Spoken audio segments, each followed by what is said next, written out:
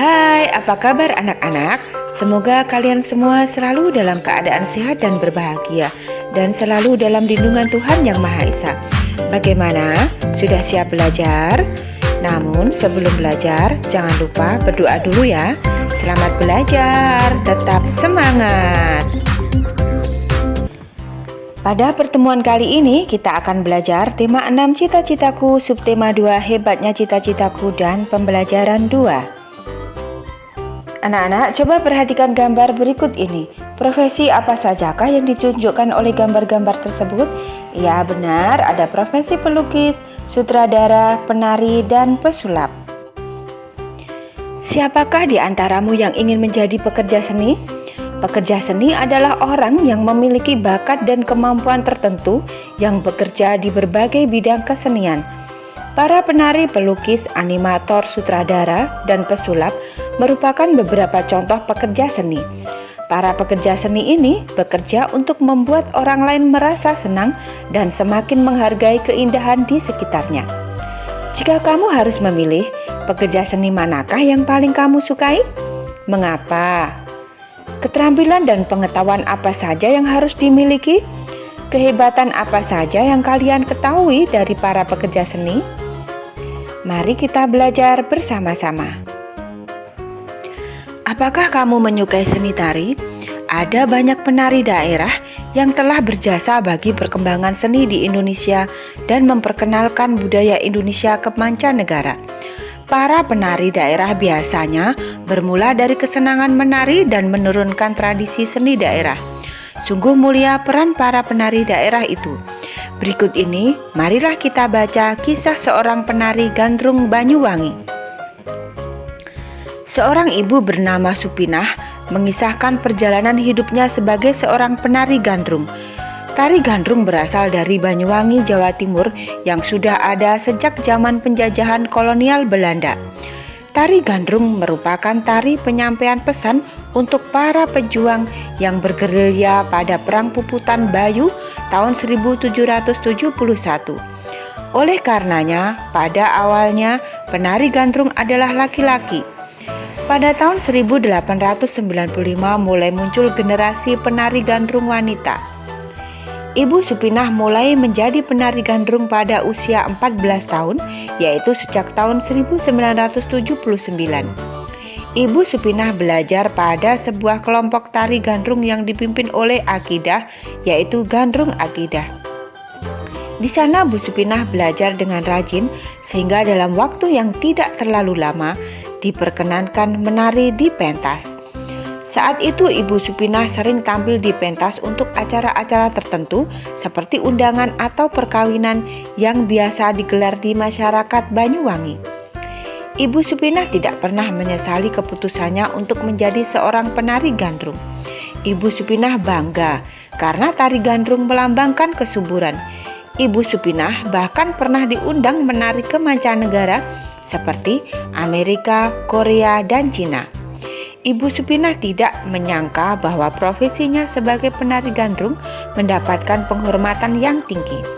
Ibu Supinah bangga telah mengenalkan budaya Indonesia kepada masyarakat di mancanegara. Sekarang, mari kita jawab pertanyaan-pertanyaan berikut ini. Apa nama dan asal daerah dari tarian yang menjadi profesi Ibu Supinah? Nama tariannya adalah tari gandrung, berasal dari Banyuwangi, Jawa Timur. Apakah peran tarian tersebut pada saat perjuangan melawan penjajahan? Peran tari gandrung saat melawan penjajah adalah sebagai penyampai pesan untuk para pejuang yang bergerilya pada Perang Puputan Bayu tahun 1777. Sikap dan nilai apa sajakah yang ditunjukkan Ibu Supinah sebagai seorang penari daerah? Sikap dan nilai yang ditunjukkan Ibu Supinah sebagai penari daerah adalah sikap nasionalisme karena bangga dengan kebudayaan daerah, bahkan mampu mengenalkan budaya Indonesia kepada masyarakat di mancanegara. Menurutmu, nilai sikap dan keterampilan apa saja yang diperlukan untuk menjadi seorang penari? Nilai yang dibutuhkan untuk menjadi seorang penari adalah nilai kedisiplinan dan kerja keras.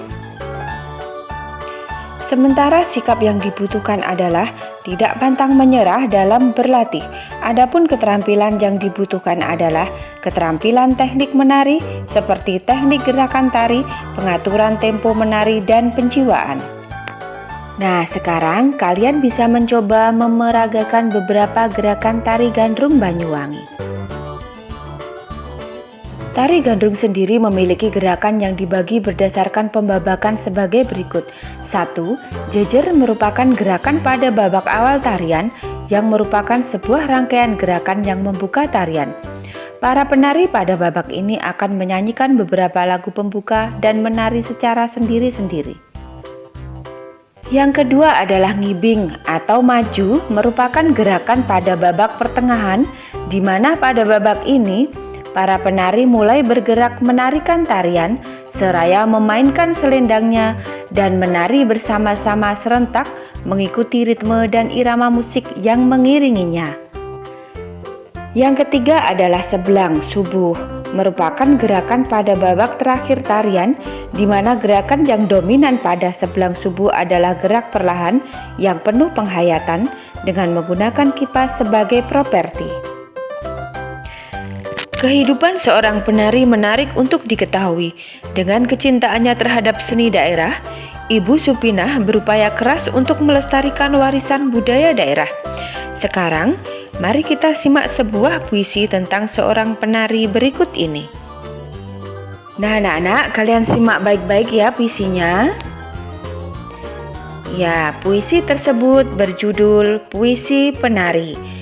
Penulisnya adalah Hascahya Trilion Laksono. Puisi tersebut terdiri dari 6 bait dan 12 baris.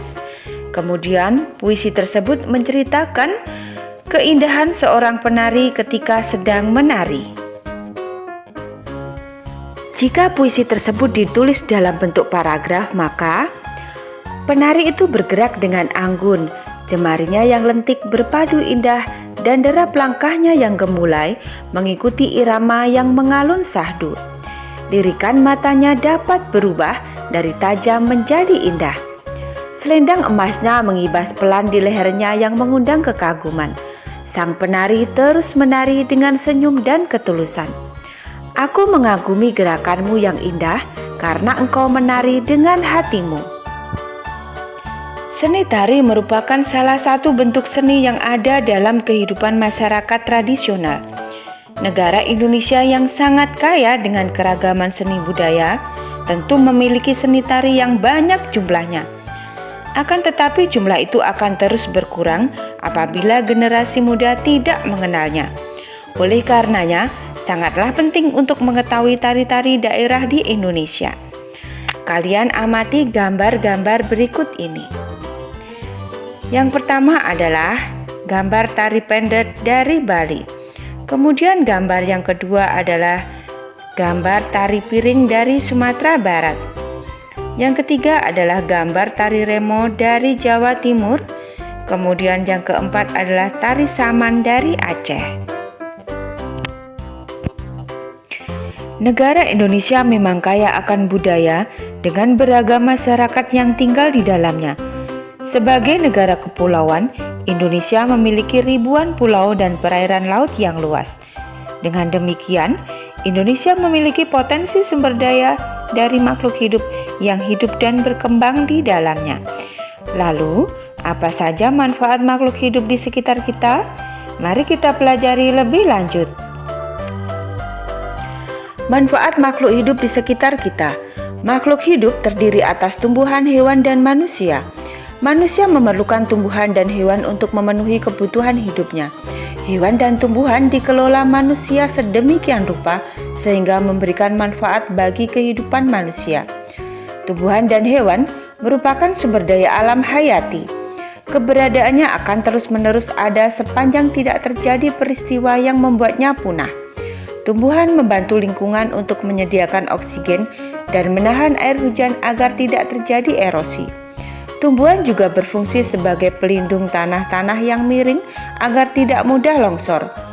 Tumbuhan juga bermanfaat untuk menyerap karbon dioksida yang dikeluarkan manusia dan hewan lainnya untuk dimanfaatkan dalam proses fotosintesis. Apakah manfaat hewan bagi lingkungan sekitarnya? Hewan pengurai berfungsi untuk menguraikan sisa makanan menjadi zat makanan yang dapat diserap oleh tumbuhan sebagai zat hara. Dalam rantai makanan, hewan bermanfaat untuk menjaga keseimbangan alam. Tumbuhan dan hewan sebagai sumber daya hayati memiliki manfaat yang banyak bagi kehidupan manusia. Beberapa manfaat tersebut sebagai berikut. 1. Sebagai sumber bahan pangan. Hewan yang merupakan sumber makanan manusia antara lain sapi, ayam, udang, dan ikan. Sedangkan tumbuhan yang menjadi sumber makanan antara lain sayuran, buah-buahan, dan palawija seperti padi, kedelai, dan jagung. Kemudian manfaat tumbuhan yang kedua adalah sebagai bahan sandang atau pakaian. Bahan pakaian yang digunakan manusia berasal dari serat tumbuhan dan hewan. Contoh tumbuhan yang dimanfaatkan seratnya adalah kapas, sedangkan contoh hewan yang dimanfaatkan seratnya adalah ulat sutra dan domba. Serat-serat ini diolah menjadi benang yang kemudian dipintal dan ditenun menjadi kain. Kemudian manfaat yang ketiga adalah sebagai peralatan rumah tangga. Banyak perabot rumah tangga terbuat dari kayu yang berasal dari tumbuhan keras. Beberapa contohnya adalah kayu dari pohon jati, cendana, mahoni, dan pinus. Yang keempat adalah sebagai produk kesehatan. Tumbuhan dan hewan dapat digunakan sebagai bahan obat-obatan. Berbagai tanaman obat seperti kunyit, jahe, temulawak, dan kumis kucing dimanfaatkan sebagai obat. Beberapa jenis hewan juga dimanfaatkan untuk obat-obatan seperti kadal, kelelawar, dan cacing. Berdasarkan bacaan di atas juga dari berbagai sumber, dapat kita buat peta pikiran sebagai berikut. Manfaat hewan dan tumbuhan bagi manusia. Hewan bisa dimanfaatkan untuk bahan pangan, untuk bahan pakaian, untuk bahan obat, untuk objek, untuk uji percobaan, untuk bahan perhiasan atau kerajinan, dan untuk membantu pekerjaan manusia. Sedangkan pada tumbuhan dapat kita manfaatkan untuk bahan makanan, bahan pakaian, bahan kerajinan atau hiasan, untuk bahan obat, untuk bahan bangunan, untuk penghasil oksigen, dan dapat menyerap karbon dioksida. Nah, sekarang apa saja manfaat tumbuhan bagi lingkungan sekitar kita? 1. Adalah untuk membantu lingkungan untuk menyediakan oksigen. 2. Untuk membuat udara yang ada di sekitar menjadi sejuk. 3. Menahan air hujan biar tidak terjadi erosi. 4. Sebagai pelindung tanah yang miring biar tidak mudah longsor. 5. Untuk menghasilkan bermacam buah-buahan. 6. Untuk menghasilkan kayu yang bisa dipakai untuk bahan bangunan. 7. Untuk tempat berteduh untuk berbagai makhluk hidup lainnya. Anak-anak, karena begitu banyaknya manfaat tumbuhan, maka kalian sebaiknya menjaga lingkungan dan usahakan untuk menanam tanaman. Lalu, apa saja manfaat hewan bagi lingkungan sekitarnya?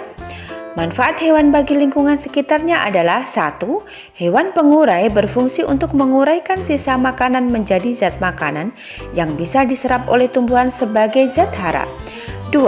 Pada rantai makanan, hewan menjaga keseimbangan alam. 3. Menghasilkan bahan pangan seperti daging, telur, susu, dan lain-lain. Berikutnya adalah untuk menghasilkan bahan sandang seperti serat kain sutra, wol, dan lain-lain. Kemudian juga menghasilkan pupuk yang bisa dipakai untuk kesuburan tanah. Berikutnya adalah untuk menghasilkan tenaga untuk membantu pekerjaan, misalnya menarik delman, membajak sawah, dan lain-lain. Kemudian apakah yang terjadi pada daerah yang tidak subur sehingga tumbuhan sulit tumbuh? Maka yang akan terjadi pada daerah yang tidak subur sehingga tumbuhan sulit tumbuh adalah daerah menjadi gersang karena tidak ada tumbuhan yang hidup. Kemudian sulit mendapatkan air karena tidak ada tumbuhan yang menyimpan air pada tanah. Udara menjadi kotor atau terjadi polusi udara karena tidak ada tumbuhan yang dapat menyerap karbon dioksida. Udara menjadi terasa panas karena tidak ada tumbuhan sebagai penghasil oksigen. Berikutnya yang akan terjadi pada hewan-hewan yang berada di hutan yang telah dirusak oleh kegiatan manusia adalah sebagai berikut. 1. Hewan menjadi kehilangan habitat. 2. Hewan herbivora atau pemakan tumbuhan kehilangan sumber makanan. 3. Hewan lama-kelamaan akan mati atau bahkan bisa punah. 4. Hewan dapat turun gunung, bahkan bisa masuk ke permukiman penduduk. Nah anak-anak, sampai di sini dulu pelajaran kita pada hari ini. Semoga bermanfaat. Jaga kesehatan, tetap semangat, dan selalu ceria. Sampai jumpa.